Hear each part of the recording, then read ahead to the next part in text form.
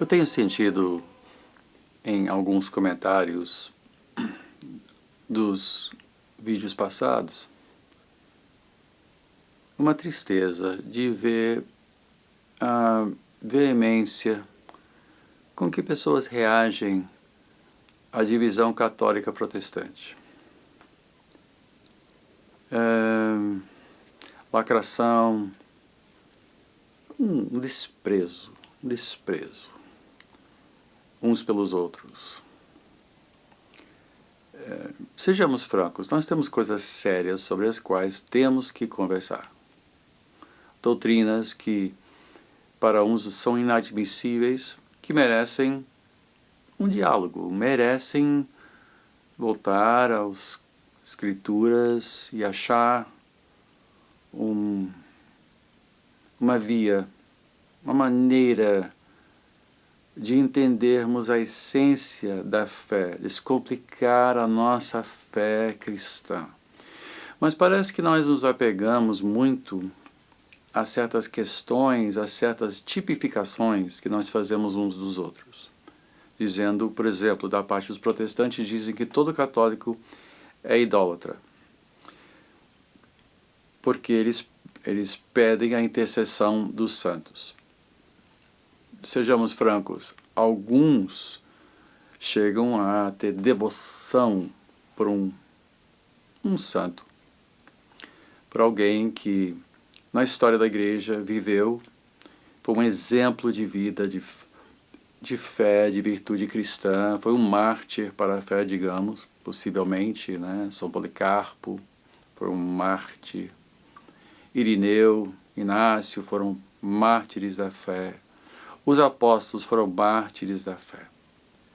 E há pessoas que, por causa desse pressuposto de que é legítimo falar com alguém que já morreu, pedindo que interceda junto ao Pai. Né? Porque a base é esta, a base é a crença de que não estão mortos, estão vivos em Cristo, porque, como Jesus disse, Deus não é Deus dos mortos, e sim dos vivos. Também sabemos que no Monte de Transfiguração, o Moisés e Elias apareceram, não estavam mortos, estavam vivos, falando com Jesus no Monte de Transfiguração. Então, Policarpo está morto. O próprio Inácio, quando ele estava a caminho de Roma para ser martirizado, ele pediu para a igreja romana não intercederem a seu favor. Ele disse, não impeçam que eu viva, porque os antigos viam a morte como início da vida eterna e da vida real. Que esta vida é uma vida sofrida, uma vida na carne, vasos de barro, do pó viemos, ao pó voltaremos. Então, a tradição da igreja é que a vida realmente começa na morte. O próprio Paulo disse aos Filipenses, ele disse, para mim seria muito melhor ir. Eu fico por sua causa, mas entre morrer e viver, prefiro morrer, porque eu estarei com Cristo, estarei vivo em Cristo.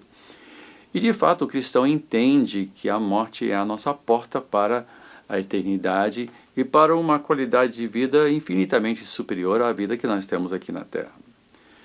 Então, a pergunta então é, existe intercâmbio entre os mortos e os vivos?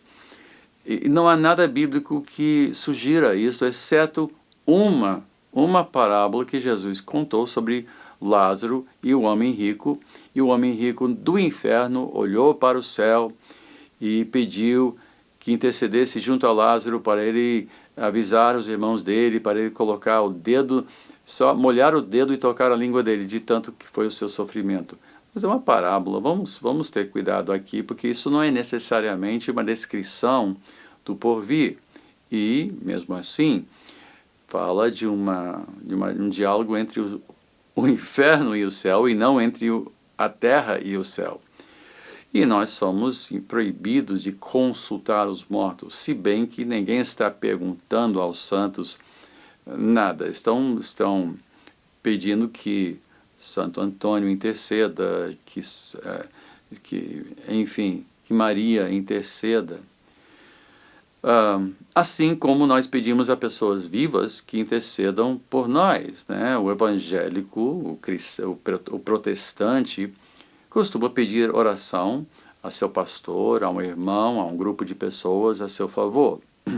E segundo a visão católica, não há diferença entre, e ortodoxa também, não há diferença entre pedir a alguém que está vivo aqui na terra, de pedir a alguém que está vivo no céu. Só que esta ponte de diálogo entre o céu e a terra não tem nenhuma base bíblica e, portanto, os protestantes, creio eu, corretamente rejeitam a intercessão dos santos, a orar para os santos e, consequentemente, a veneração dos santos. Venerar alguém é ter uma pessoa em altíssima estima. Né? É ter, antigamente, um dos primeiros historiadores da igreja era chamado Beda, ele era um monge, e ele era conhecido, o título dele era o Venerável Beda. Venerar é ter em autoestima, não é adorar, não é cultuar, é venerar, é ter em altíssima estima. Então, o limiar entre isto e idolatria é tão tênue quanto a idolatria que nós protestantes praticamos com os nossos líderes. A minha teologia é do fulano, eu sou da teologia do Didi Ciclano. Em vez de ter a palavra de Deus e as antigas confissões da fé como sua base, eu sigo tal líder, a sua doutrina é o que eu confesso. Tem gente até que diz, eu sou pentecostal tal qual o Bispo Walter. Por favor, eu não sou a referência, a palavra de Deus tem que ser a nossa referência. Mas nós temos o hábito de venerar também. Eu pastoreei numa igreja uma vez que um dos pastores era muito usado por Deus em oração, um homem de Deus, um homem de muita oração. E pastor Leonardo, o nome dele. E as solteiras iam para ele para pedir oração e não é que conseguiam um marido. Então ele se tornou o santo casamenteiro, numa igreja pentecostal, gente. Ele era o santo casamenteiro.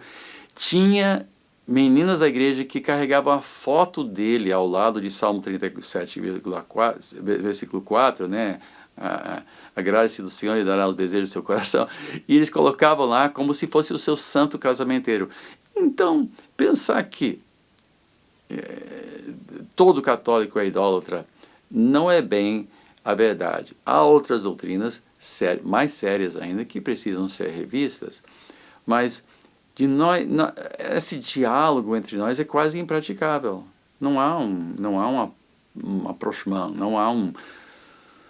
não parece ter base para discutir, para nós revermos doutrinas fundamentais à luz das Escrituras. É certo que uma vez que você cita certos tipos de tradição, não a tradição dos antigos, não a grande tradição da igreja, que é a grande tradição, que é o conjunto de confissões que nós achamos nos primeiros 6 concílios da igreja, principalmente o Credo dos Apóstolos, o Concílio de Nicéia e Constantinopla.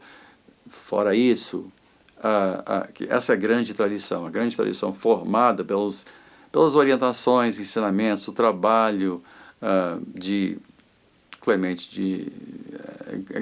Clemente, Irineu, Inácio, Atanásio foi o grande herói que ajudou a salvar a igreja da heresia ariana. Né? Ele foi o campeão da doutrina da divindade de Cristo.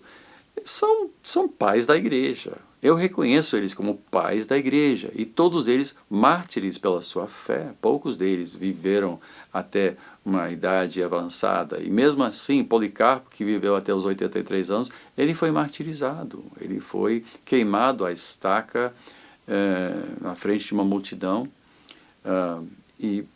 Então, são pessoas veneráveis, são pessoas assim, admiráveis. Vamos usar a palavra admiração, pessoas admiráveis. Né?